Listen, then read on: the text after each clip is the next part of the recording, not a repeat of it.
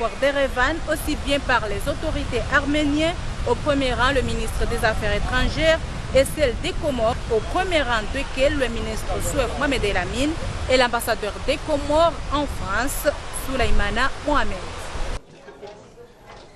À Erevan, la capitale d'Arménie, le président participe du 11 au 12 octobre 2018 au 17e sommet de la francophonie.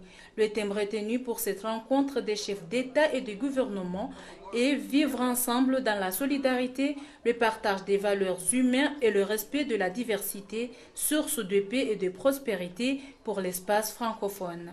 Avant la tenue de ce sommet, il convient de noter que les ministres des Affaires étrangères des pays membres de la francophonie avaient à se pencher 2 jours durant sur le programme établi pour le succès de ce sommet. Le ministre Souef Mohamed El Amin s'est exprimé dans le cadre des travaux de la 35e session ministérielle de l'OIF. Son intervention a porté sur les points suivants: condoléances adressées à la fois à la République d'Arménie et à la République française suite à la disparition de Charles Aznavour, artiste de grand talent qui a contribué à la promotion de la francophonie. Le ministre a ensuite adressé ses sincères condoléances au peuple de Vietnam à la suite du décès de leur président qui fut un grand défenseur de la francophonie. Il a aussi saisi l'occasion pour apprécier fortement le rapport de Madame la secrétaire générale et a rendu hommage à son action soutenue déployée en vue de rayonnement de la francophonie dans le monde. Il a ensuite rendu hommage à la République de Madagascar pour la qualité de son leadership durant sa présidence de l'organisation. Souef Mohamed El Amin, ministre comorien des Affaires étrangères, a montré tout l'intérêt porté par l'Union des Comores sur les débats et échanges du Conseil concernant le terrorisme et les autres grands fléaux qui constituent une grande menace à la paix et une entrave moyenne au développement. S'agissant des questions de genre, le ministre a montré devant l'assistance que le gouvernement de l'Union des Comores accorde une priorité majeure à la promotion du droit de la femme. Il a aussi rappelé la tenue des assises nationales portant sur le bilan des 42 ans de l'indépendance. Autre volet de l'actualité de ce soir, le groupe d'intervention de la police nationale, GIPN, a arrêté ce mardi à Moroni, Sahara, 17 jeunes pour consommation d'alcool et de chanvre. Un reportage de Halid Mzouri et Ratsiraka Ali. Ces 17 jeunes ont été effectivement arrêtés par le groupe d'intervention de la police nationale GIPN. Ils étaient en train de boire de l'alcool de cocotier et de fumer de la chanvre. Ces éléments sont actuellement dans la main de la GIPN. Selon le ministre de l'Intérieur Mohamed Daoudou, les dispositions sont déjà prises pour lutter contre la délinquance juvénile. Le capitaine de la GIPN nous détaille les faits. Aujourd'hui, nous avons démantelé un réseau des jeunes qui étaient en train de faire des consommations de produits illicites, dont la GIPN est ici présent, sous les ordres du ministère de l'Intérieur et du Direction générale de la police. Nous avons effectué une descente inopinée auquel nous avons saisi plusieurs jeunes qui s'élèvent au nombre de 17 avec des produits illicites dont vous les avez vous-même visualisés. Et là, nous avons pris l'initiative sous le patronage de notre directeur et de notre ministre de l'Intérieur de lutter contre la délinquance et la consommation des produits illicites dans notre pays. Le ministre de l'Intérieur Mohamed Daoudou a déclaré que ces pratiques seront contrôlées et les coupables seront sévèrement punis par les autorités compétentes. Inauguration ce mercredi en juin du lycée d'excellence, construit sur fonds propres du gouvernorat. L'initiative vise à promouvoir l'éducation dans l'île. Un reportage de Nizar Moussa et Fatima Saïd. Un dortoir plus 3 salles de classe construits par les fonds propres du gouvernorat de Nzouani. La cérémonie est honorée de la présence du gouverneur Dr Abdou Salami Abdou, plusieurs autorités insulaires, des notables, des enseignants, hommes, femmes et jeunes. Plusieurs discours ont été également prononcés, tout allant dans le sens de promouvoir l'éducation dans notre île. Vous n'êtes pas sans savoir que pour que la qualité de l'éducation s'améliore, Il importe que les conditions d'accueil soient aussi favorables. Nous espérons qu'ils seront utilisés à bon escient et que, dans un avenir proche, l'internat sera également construit pour une maîtrise effective et un réel encadrement des élèves. Quant au gouverneur Dr Salami Abdou, il a remercié l'ex-gouverneur Anis Shamsidine, le promoteur du lycée d'excellence. Les élèves sont satisfaits de l'initiative. C'est bien ce qu'on vient de faire, avoir de nouvelles salles pour nous ne pas déranger avec les autres, le lycée de Mitsamidou. Le lycée d'excellence a vu le jour il y a presque 6 ans. Le mardi 9 octobre 2018, 3 salles de classe, une salle d'informatique et des bureaux administratifs sont inaugurés. Je vous le disais tout au début de cette édition que nous avons comme invité sur ce plateau Youssouf Mohamed Ali, directeur de cabinet à la présidence chargé de la défense. Encore une fois, merci d'avoir accepté notre invitation ce soir. Merci. Après la phase des assises nationales, le référendum, on s'achemine vers l'organisation des élections présidentielles anticipées et celle des gouverneurs des îles. Pour ces dernières, il faut créer justement les conditions qu'il faut pour notamment la paix, la sécurité civile. Quel est justement le rôle de vos services pour préserver cette paix et la sécurité? Merci. Je pense quand même que, comme vous l'avez bien dit, il y a eu 3 phases.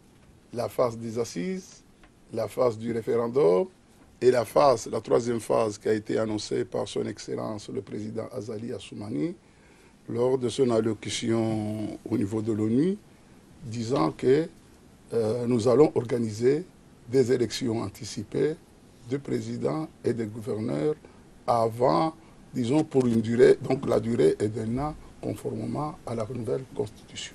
Donc ça va s'organiser. Maintenant, pour que cette organisation soit faite de façon apaisée et aussi démocratique, il faudra quand même réunir une certaine condition. Et parmi les conditions qu'il faut réunir, d'ailleurs on a vu, c'est la stabilité sociale. Donc vous avez vu quand même que suite à une grève, il a été convenu par les acteurs de l'école, les parents, le syndicat et le gouvernement pour la réouverture des écoles et pour permettre aux enfants d'être dans des conditions apaisées pour pouvoir bien étudier. À la fois au niveau de l'école primaire et secondaire, mais aussi au niveau de l'université. Donc, en ce qui me concerne, c'est une stabilité, ça contribue, comme on dit, à la paix. Et je remercie tous les intervenants dans ce sens. Maintenant, on y va dans la 3e phase. Je pense quand même qu'il y a eu une mission de l'OIA qui a été conduite par le ministre Lamran, qui a été venu au niveau du pays et qui a non seulement fait un diagnostic et qui a formulé des propositions. Et que ces propositions, parmi ces propositions, la grande majorité de ces propositions ont été retenues par le président de la République. C'est la mise en place d'un cadre de concertation de façon permanente pour pouvoir non seulement régler et discuter et préparer en quelque sorte, puisque la finalité, c'est la préparation de façon apaisée quand même des élections présidentielles et des gouverneurs.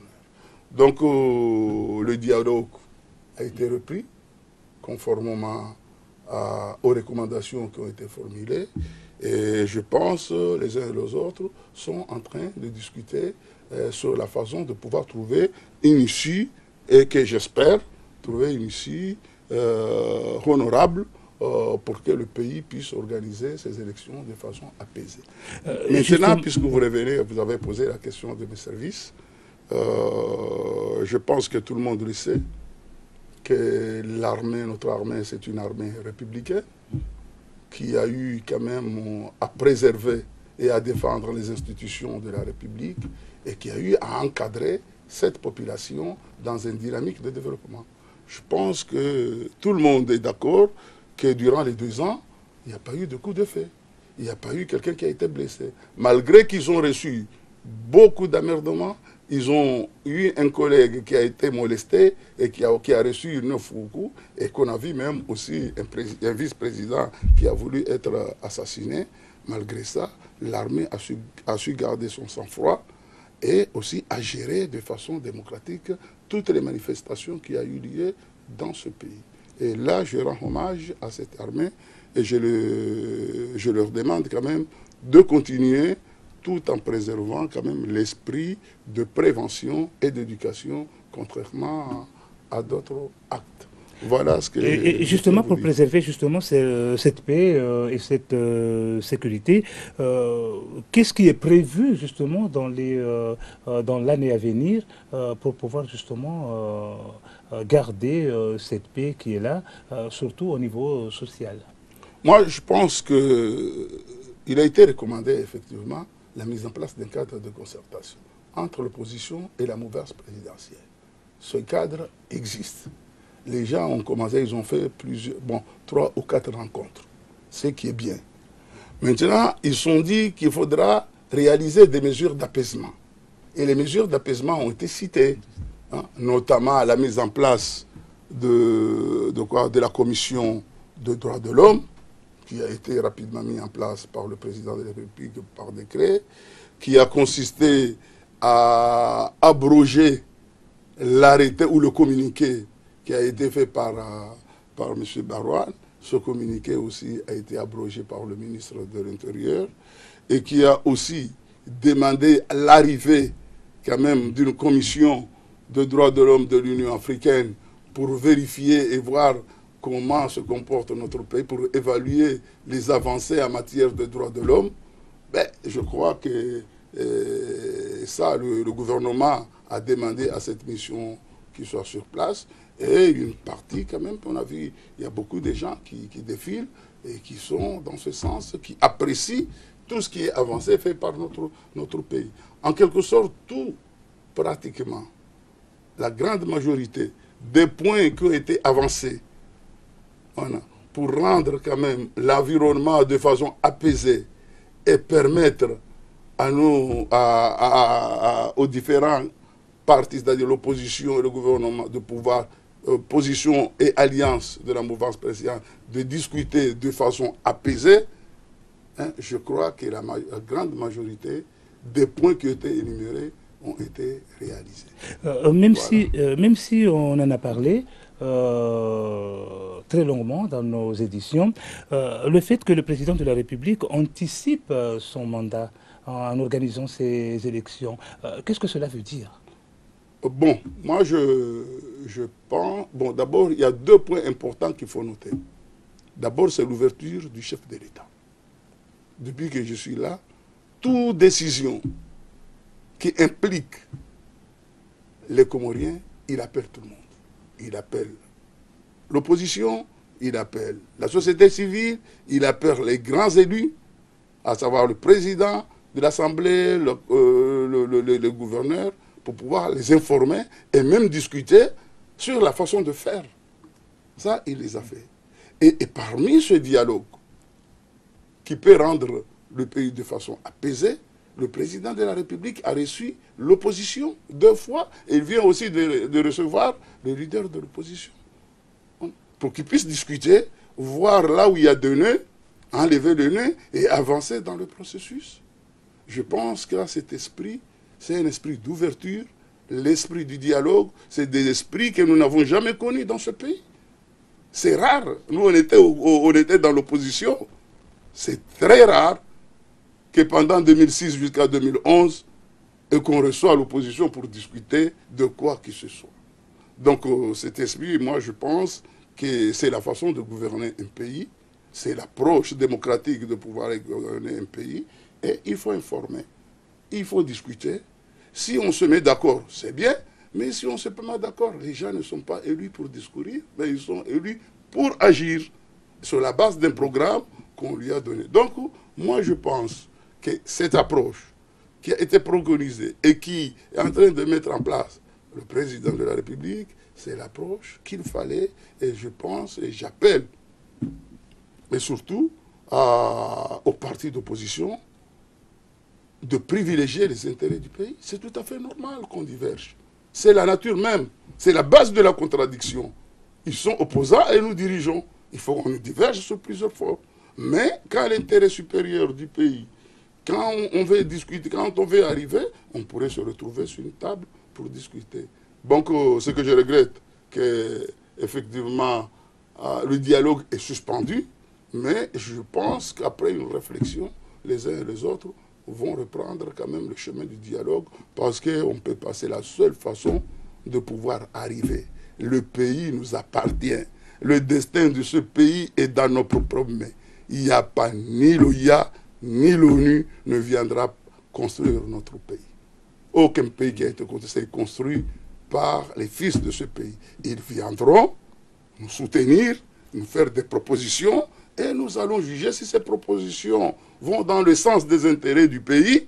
À ce moment-là, on va essayer de les appréhender et de les mettre en œuvre. Mais si ça va dans notre intérêt, si ça ne va pas dans notre intérêt, nous allons dire merci, nous avons d'autres propositions. Donc, ce que je veux, ce que je peux lancer dans ce tribune, c'est d'appeler, puisque aujourd'hui nous sommes là, demain nous ne serons pas là, il y en a d'autres qui viendront, mais la construction du pays appelle à tous les fils du pays de pour chacun contribuer de sa manière pour arriver à là. En tout cas, nous sommes disponibles, nous encourageons le dialogue, mais si les autres ne viendront pas, n'allons pas baisser les bras, nous allons continuer à avancer, à réaliser aussi les objectifs du chef de l'État tels qu'il a annoncé au niveau de l'organisation quand même des élections anticipées. Merci. Vous avez dit tout à l'heure que l'armée pour la sécurité du pays, des fois, lors des manifestations, est attaquée, mais l'armée n'attaque pas. Croyez-vous que pour parler de l'AND, il répond aux attentes qui émanent de vos responsabilités? Bon, ce n'est pas les attentes de ma responsabilité, c'est les attentes des Comoriens. Moi, je ne fais partie, je suis un Comorien comme tous. L'armée est là, comme disait le colonel Arifi, pour encadrer, éduquer, accompagner la population et les protéger. Et ça fait partie, et je suis satisfait. Quand même que durant les 2 ans et demi, je n'ai pas entendu un coup de feu émanant d'armée. Je n'ai pas vu un Comorien blessé par balle par l'armée. Voilà. Je n'ai pas vu un Comorien recevoir des gifles par l'armée. Au contraire, c'est le cas contraire. C'est l'armée qui a été molestée, bafouée avec les autorités. Ils ont pu garder le sang-froid et gérer quand même toute la foule qui a voulu causer des dégâts. Et vraiment, c'est avec esprit de professionnalisme. On a une armée bien éduquée et qui est professionnelle et qui sait bien gérer, et que je le remercie et que je suis très satisfait du métier qu'il faut. Non seulement dans ce sens, mais aussi il contribue au développement. Vous êtes dans les villages.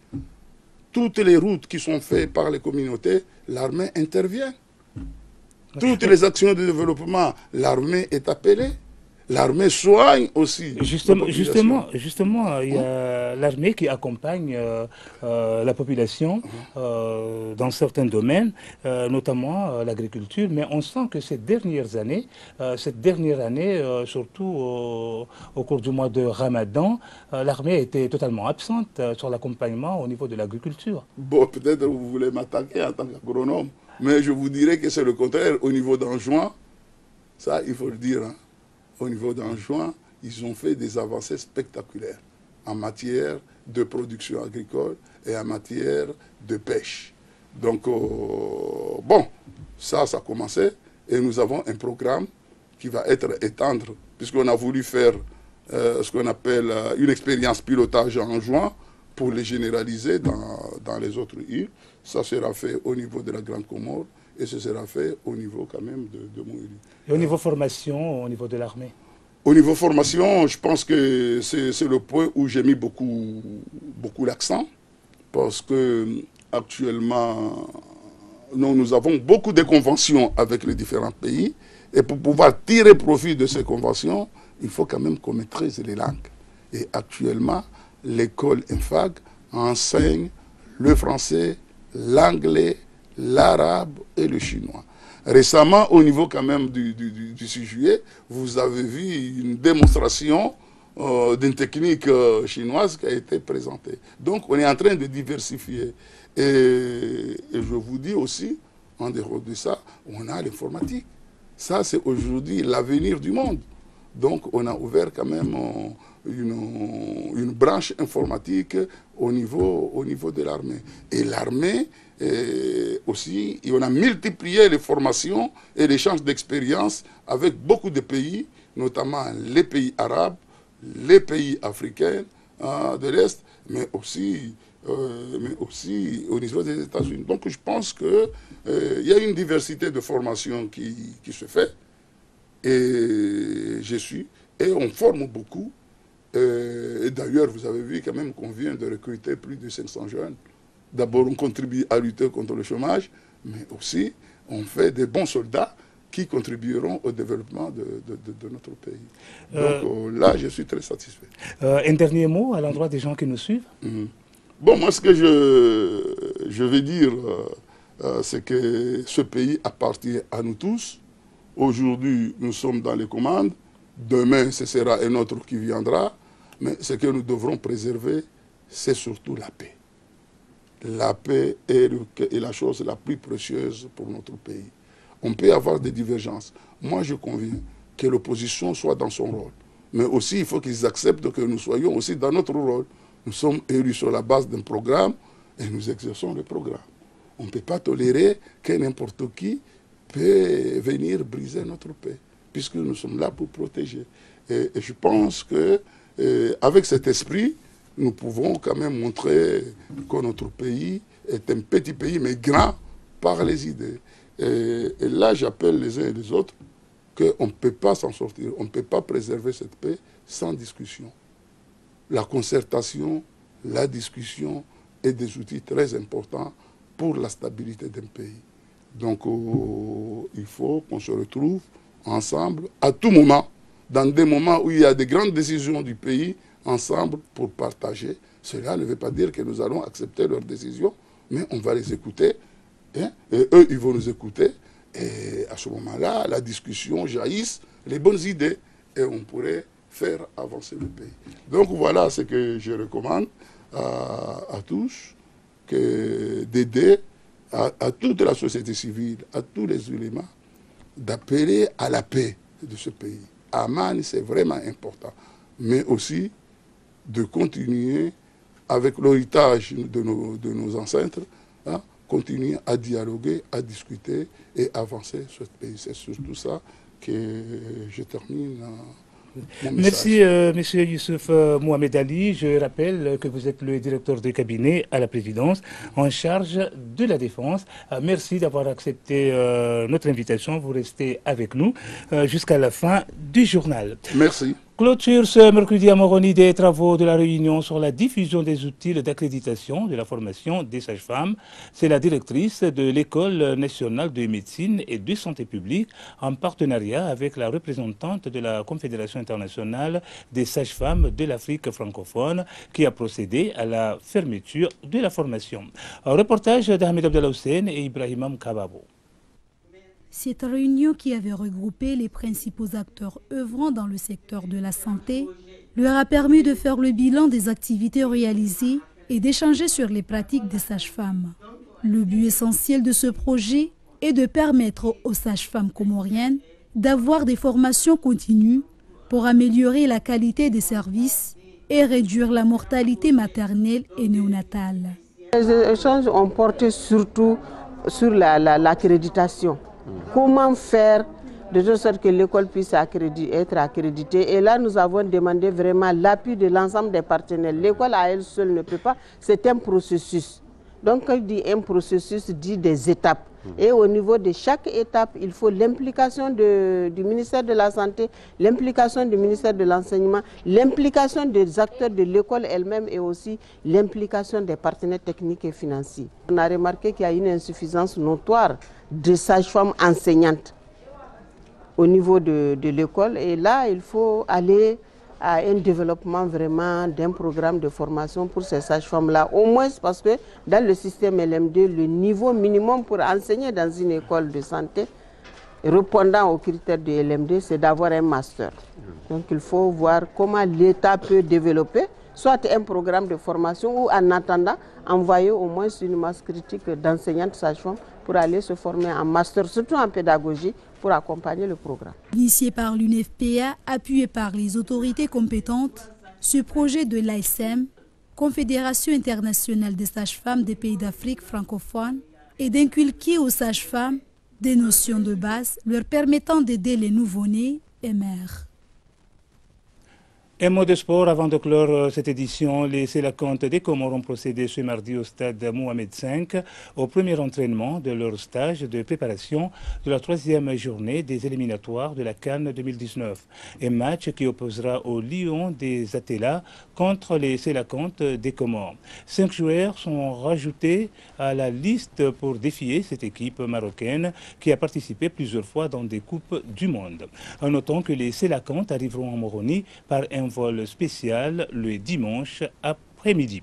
C'est la fin de cette édition. Le rappel des principaux titres. Le président de la République à Erevan, en Arménie, pour le 17e sommet de la francophonie, clôture ce mercredi à Moroni d'une réunion de diffusion d'outils d'accréditation de formation des sages-femmes.